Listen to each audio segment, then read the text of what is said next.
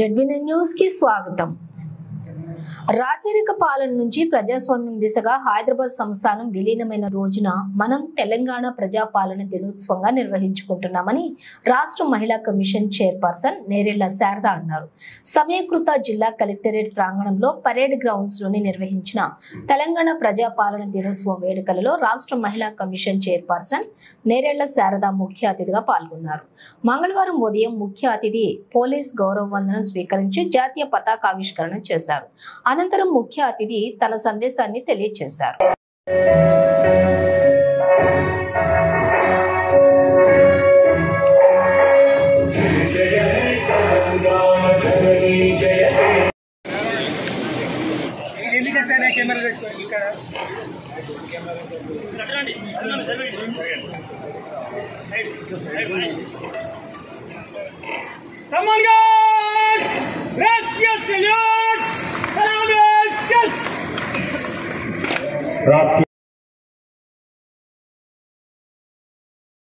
అందరూ బాగున్నారు అనుకుంటాను।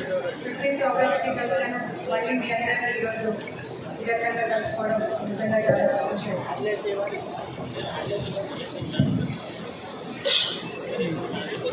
తెలుసుకోవాల్సినటువంటి బాధ్యత కూడా మనందరిపైన ఉంది కాబట్టి ఈ సందర్భంలో మన రాష్ట్రంలో జరుగుతున్నటువంటి కొన్ని విషయాలను మీతో పంచుకుంటాను।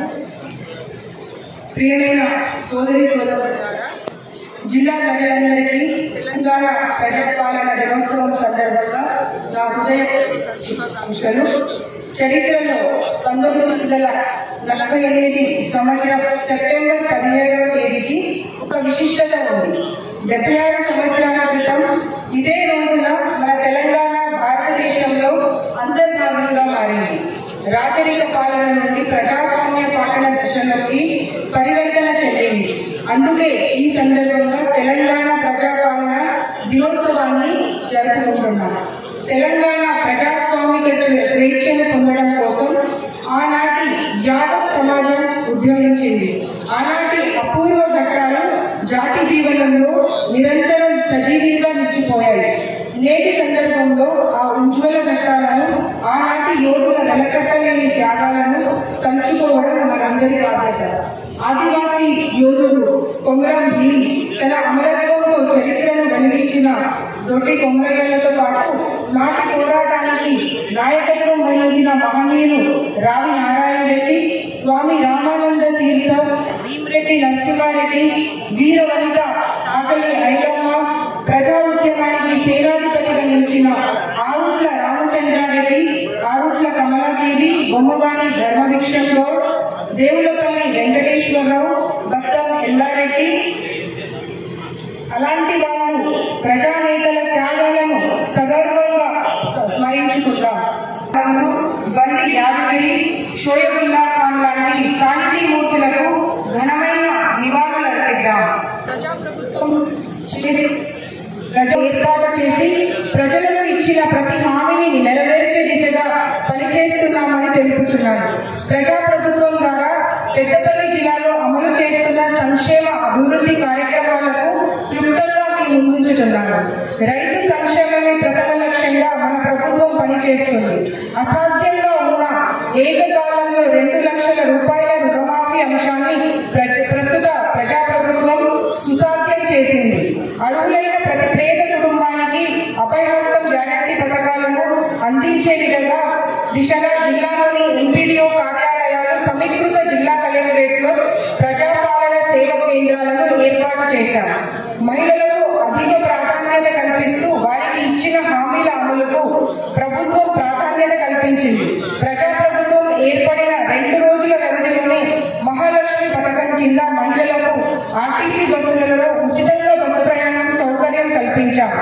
నిరంతరం పెరుగుతున్న గ్యాస్ సిలిండర్ ధరలతో గతంలో మహిళలు తలకు మించిన ఆర్థిక భారంతో ఇబ్బందులు పడుతున్నారని అది తొలగించేందుకు ప్రభుత్వం 500 రూపాయలకే గ్యాస్ సిలిండర్ సరఫరా పథకాన్ని ప్రారంభించింది। గృహావసరాల నిమిత్తం 200 యూనిట్ల వరకు ఉచిత విద్యుత్ సరఫరా చేసేందుకు ప్రభుత్వం గృహజ్యోతి పథకాన్ని ప్రారంభించింది। రాష్ట్రంలోని మహిళా సంఘాలను వ్యాపారవేత్తలుగా తీర్చిదిద్దే దిశగా ఇందిరా మహిళా శక్తి కార్యక్రమాన్ని ప్రభుత్వం రూపొందించింది।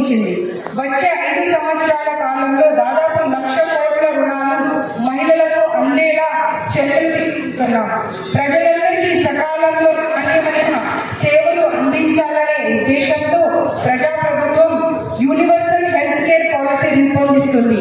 రాజీవ్ ఆరోగ్యశ్రీ పథకాన్ని బలోపేతం చేసింది. మన జిల్లాలోని స్థానిక యువతకు ఉపాధి లభించే విధంగా వివిధ కోర్సులలో అవసరమైన శిక్షణ అందించేందుకు ఎంపీడీఓ ప్రాంగణంలో ఆధునిక టాస్క్ సెంటర్ను ఏర్పాటు చేశారు.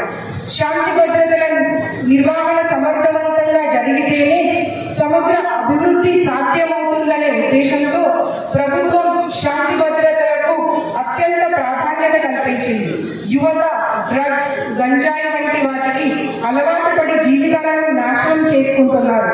దీనిని నివారించేందుకు ప్రభుత్వం కఠినంగా వ్యవహరిస్తుంది. జిల్లాలోని వివిధ శాఖల ద్వారా ప్రభుత్వ సంక్షేమ పథకాలు, అభివృద్ధి కార్యక్రమాలను ప్రజలకు అందిస్తున్నాం. నిరంతరం సంక్షేమ అభివృద్ధి కార్యక్రమాలు ప్రజల వద్దకు తీసుకువెళ్లడంతో పాటు వాటి విజయవంతానికి కృషి చేస్తున్నాం. శాసన సభ వ్యవహారాల శాఖ మంత్రి వర్యులు, పార్లమెంట్ సభ్యులు, శాసన మండలి సభ్యులు, శాసన సభ్యులు, ప్రజాప్రతినిధులు, కళాకారులు, న్యాయాధికారులు, పోలీసులు మరియు వివిధ శాఖల అధికారులకు, సిబ్బందికి, ప్రింట్ అండ్ ఎలక్ట్రానిక్ మీడియా జర్నలిస్టులకు అభినందనలు తెలియజేస్తున్నాను. తెలంగాణ ప్రజాపాలన దినోత్సవం